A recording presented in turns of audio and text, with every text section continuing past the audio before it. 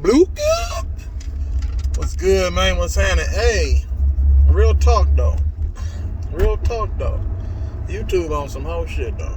YouTube, they be real selective on what videos they want to allow my shit, how much exposure, you know what I'm saying, that my videos get though. You feel me? But all the real ones already know. You know what I'm talking about? So it's all good. Fair use though, YouTube. You bitch ass motherfuckers. Anyway, I just want to talk about um Minnesota Timberwolves. You know what I'm saying? The Minnesota Timberwolves, the trajectory and their upside is very high. You know what I'm saying? But the one thing that hurts them is execution and taking care of the basketball. They do not value their possessions. See, regular season, playoffs, two different seasons. You get what I'm saying? So once you reach the playoffs, and I would expect this from D'Lo, Pat Bev, and Karl Anthony Towns, as they are the veterans on the team. You have to value each possession. You cannot have careless turnovers. And then you have to instill that in the younger guys on the team to try to not do too much and force certain passes in gaps and seams that appear to be there, but they're really not there. You get what I'm saying? You can't take bad shots. You feel me? You have to really value each possessions and get quality looks. They have enough talent, in my opinion, you feel me, to get it done. They have enough talent, in my opinion, you know what I'm saying, to advance to a second round and a motherfucking conference semis, in my opinion. I love the makeup of their team. But Karl Anthony Towns also, to be added in this, he needs to learn how to play inside out and not outside in. See, Karl Anthony Towns is an unstoppable force. He has a nice, you know what I'm saying, post game. He has a quick first step. But I think that sometimes he hovers around that 3-point area a little too much for me. You know what I'm saying? I would love to see him. I would love to see Karl Anthony Towns post up a little bit more, you know what I'm saying, than what he does. Like, because I think that it'll help everybody on the team. It'll help their guards get wide open threes, because you have to double a post presence, in a talent like Karl Anthony Towns. You know what I'm saying? Sometimes I feel like he bails him out and he takes bad shots. Like, you know what I'm saying? So he should develop a mid-range game, a 15 to 16, you know what I'm saying, foot mid-range game out of the post. You know what I'm saying? And then he needs to establish himself when he comes down and runs down the hall, and comes down the lane and runs down the court. He needs to do like rim runs where he'll run into the paint and then he'll seal. Boom! And get big. Bow! Ball. You know what I'm saying? Make your move. Left hook, right hook. You know what I'm saying? Over the right shoulder, left shoulder. You feel me? And get paid every time. Every time. Like, I don't think he does a good job of establishing himself as a big. Like, sometimes he shies away from being big. Like, you get what I'm saying? He's a great talent, but I'd be expecting more from motherfuckers who just a great talent. Take your motherfucking game to the next level. Like, you know what I'm saying? He's too skilled and too big not to be dominant every night, bro. And that's what I love about Giannis. Giannis, I don't give a fuck about a jumper. I'll give you a jumper every once in a while just to let you motherfuckers know that I can shoot jumpers. You feel what I'm saying? And then he improved his free throw shooting too. But he's going to keep attacking that paint. As long as nobody can stop him, he's going to keep going down there. Just like Shaq. You feel me? Just like Tim Duncan. I'm going to live in this paint. Elijah Wan, the same way. I'm going to live in this paint. Every now and again, Joel Embiid to do that. But Joel Embiid like to be like the 7-foot James Harden. He does a lot of step back shit. And I mean, that's unfortunate with Joel Embiid, you know what I'm saying, with his injury situation. That's another big man who could never stay healthy. This is his second orbital bone fracture. You feel what I'm saying? So the guy is, I don't know what's going on, but he's just not durable. And Philly is going to have to make a decision with this guy long term. Like, because you never know. You can't never get him for the full season. He's always sustaining these injuries. You know what I'm saying? He started off with the foot injury. He was out for like a year and a half, 2 years, just based off of his foot injury. He's recuperated from that. Now he's getting all these little knick-knack injuries. Knee, ankle, you get what I'm saying? Finger, orbital bone, face fracture. So, but I think that Minnesota Minnesota has a shot. But I think D'Lo, in my opinion, I think D'Lo needs to really work in the offseason on his body. He needs to do a lot of plyometric and calisthenic work. He needs to work on his explosiveness because the one thing about D'Lo, he never really been an athletic guard, even though he's like 6'5", 6'6". But he doesn't play like a natural guard. Like, he's scared to be aggressive at times, and he can't really get by his defender because he's kind of slow. Like, his feet, like, you feel what I'm saying? He needs to work on his lower half, squats, lunges, box jumps, like agility work, to speed up and get more athletic and quick as far as down low. See, a lot of players and athletes, especially basketball athletes, they like to work on their upper body, but they don't work on their legs.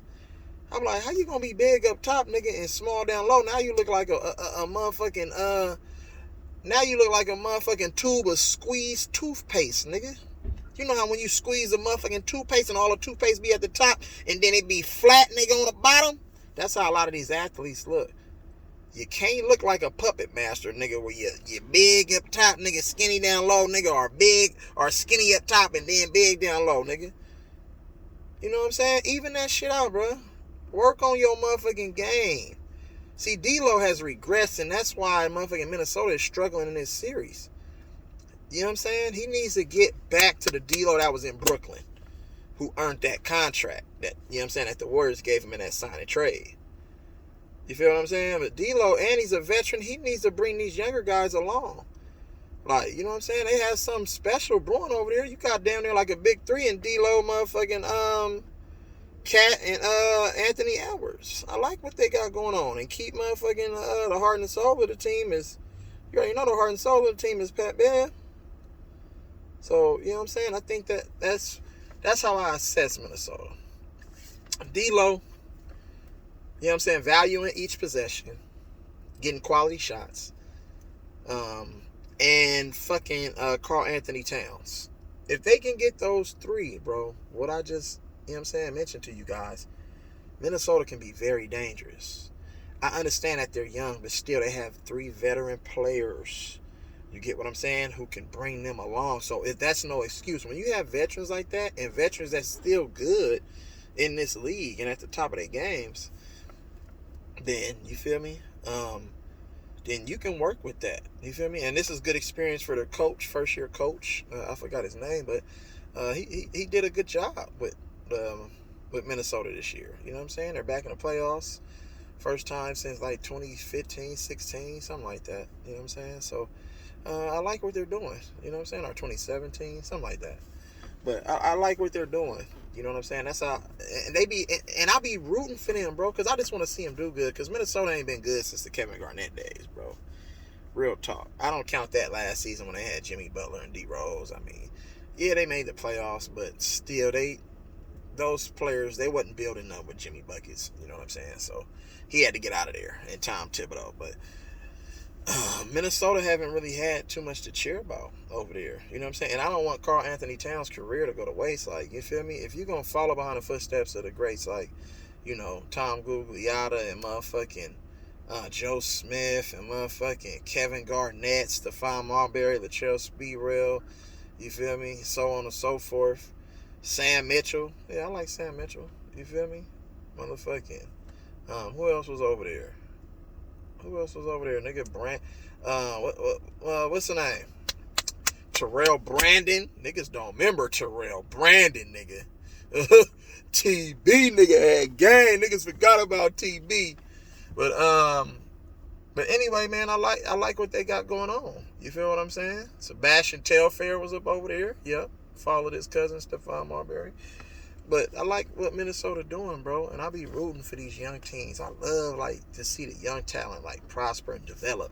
I love that, like, the development part of the game. Like, that's why I love Jordan Poole so much, because the way he developed his game, bro, being confident, you know what I'm saying, staying poised, staying humble, and just putting his, you know what I'm saying, hard hat on every day and working the hardest that he can possibly work so he can get the results, you know what I'm saying, the results that he set out for. So that's that. As far as Memphis, I think that Memphis overachieved this season. I don't think there's another level you can go. They won the most games I think in their franchise history, I think, if I'm not mistaken, they had the highest second best record in the NBA. They play very well, but like I mentioned in another video, to me, I think Memphis needs to um I don't know. I think Jaren Jackson Jr. needs to learn how to play basketball without fouling. He fouls too fucking much, bro. He puts himself in terrible positions. And I like Jaren Jackson Jr. out of Michigan State. You know what I'm saying? He has nice size. And I think he's a better low post scorer than he is a jump shooter. He needs to learn how to establish a solid post game. Period. You feel me? You become the aggressor. You put the onus on getting foul calls. See, once you build that reputation, you know what I'm saying, as an elite player, now some of those foul calls that the refs are going to give you, they're not going to call those fouls on you. But some of his fouls is just being out of position. You know what I'm saying? Gambling when he shouldn't gamble. Being a little too physical. You know what I'm saying? You have to understand how the game is being called. And you know what I'm saying? How the refs are officiating and the physicality of the game. You have to be able to adjust.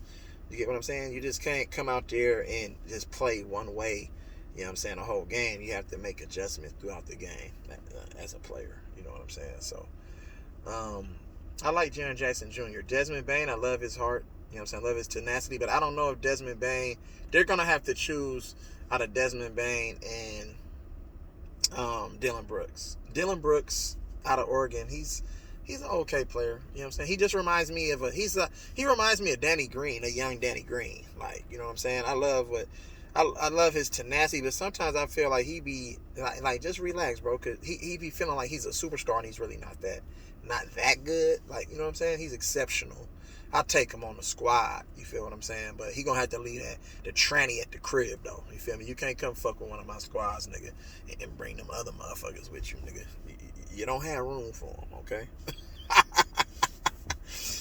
Let me know what y'all think, man. You know what I'm saying? A little assessment. You feel me? I thought I'd come on and make a video. Motherfuckers really don't make videos on these other teams like that, bro. I like to break down from the weakest team, you know what I'm saying, to the best team.